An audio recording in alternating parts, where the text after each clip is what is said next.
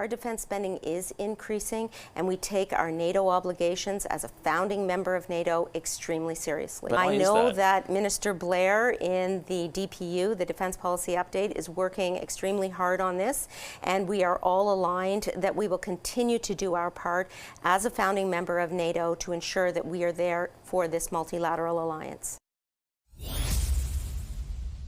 As Treasury Board President and former Defense Minister Anita Anand a little earlier on this program, responding to the pressure that Canada is facing to meet its NATO spending commitments. The North Atlantic Treaty Organization was formed in 1949, 75 years ago this week. It came together in the years following the Second World War with a clear and powerful mission statement. An attack on one would be an attack on all. That article was triggered just once after the 9/11 terror attacks on the United States. In 2014, when Russia annexed Crimea, NATO members all agreed to spend at least 2% of their gross domestic product on defense, something Canada has never done. Now, Russia's illegal war in Ukraine put the alliance in the spotlight again, with a number of allies looking at Canada to increase spending or at least to commit to a timeline to hit that goal. Joining me now to talk more about the alliance and the pressure on Canada to do more are former Canadian ambassador to NATO, Kerry Buck, and former Chief of the Defence Staff here in Canada, retired General Tom Lawson. Thank you both for joining us today. Pleasure. My pleasure. I want to get both of your reactions to what Minister Anand said there about military spending. Ms. Buck, what does that say to you? Well, there are a couple things that were positive. What's true is that strong, secure, engaged, the current defense policy, did have one of the most significant increases in defense spending in decades. So that was good news. The other good news I heard was that in the defense policy update that they're working hard on a plan that will look at not just, I would hope, not just the 2% of GDP target for defense spending, but some of the other NATO targets that are set that are honestly more about defense effectiveness of your military. Those are important too. General Lawson, is that what you read from it as well? Oh, certainly I agree with Ambassador Buck that there is a lot positive there. When Minister Anand spoke of procurements underway and soon to come, I think she was speaking very clearly. But you kind of say something different when you take, nearly $1 billion out of this defense budget and the next one, because those expenses, that investment comes straight out of operations and the very things that NATO is interested in year to year, where you exercise together, make sure your standardization is there for so many things. So I think they're trying to read exactly where Canada is politically.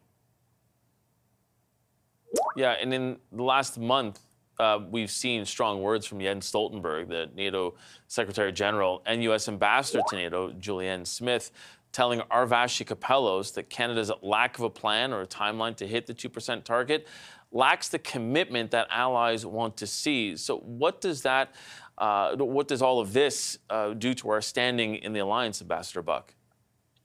Well, it hurts our standing in the alliance, absolutely. So the NATO's SecGen's annual report that came out a couple of weeks ago, we are the only ally that's in the quadrant of shame, where we neither meet the 2% of GDP goal nor the goal that we are supposed to be spending minimum 20% of our defense budget on procurement and research and development.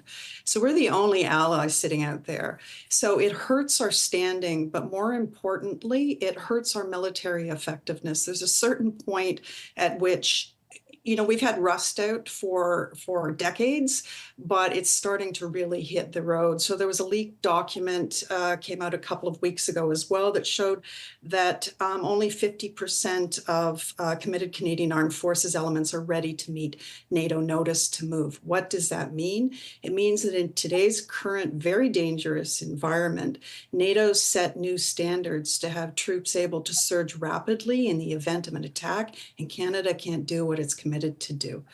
So us not meeting those targets hits our reputation, but as I said, more importantly, it hits our military effectiveness and our capacity to actually do what we say we're going to do at NATO. And that's the worst thing from my perspective. General, I wanted to ask you, what's it like being in those meetings? Did you feel the pressure from the allies as you were at that table? Yes, Canada, however, holds kind of an interesting spot over there. We're given a lot of courtesy, a lot of quarter. As the ambassador knows, Canada has almost always been there. Virtually every time NATO set up an operational deployment during its history, Canada has been a major contributor, and we're one of the few nations that can lead. Army, Navy, Air Force, we can lead, as we are right now in Latvia with one of the NATO response forces. There's a recognition that Canada is not part of Europe, that we're way across the ocean over there. We're not under the same gun and threat as most European nations. So we're given a quarter over there, and we've taken it.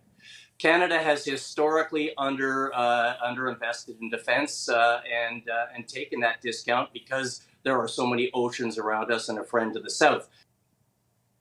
Ambassador Buck, we've only got about 30 seconds left, but now that we have you back, I was asking General Lawson about the future of NATO in the event of another Trump presidency. Is there a reason to believe that it could be destabilized if he sort of follows through on no matter how sort of wavering those threats are? And I say that because he's backtracked on that threat not to support other NATO nations. But do you think that going forward, there will have to be some sort of different resolve or a different type of leadership because of a Trump presidency, if that does come to be?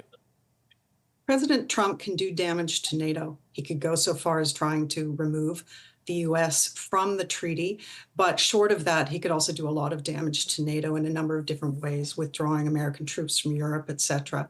So yes, he can do damage. Does it require a different kind of leadership? Yes. Europe's already stepping up and taking their defense obligations more seriously, as they should, to be honest, but they're not at the stage where they can defend themselves. But the mistake is thinking of NATO as about, security of Western Europe. It isn't. It's a global alliance. It covers 1 billion people, half the military might and economic might of the world. And it has a global political role. So it's really important for Canada and other allies that it hang together as an alliance. So we need to invest in not just our defense, but invest in the alliance as the alliance. It meets a bunch of political interests of Canada.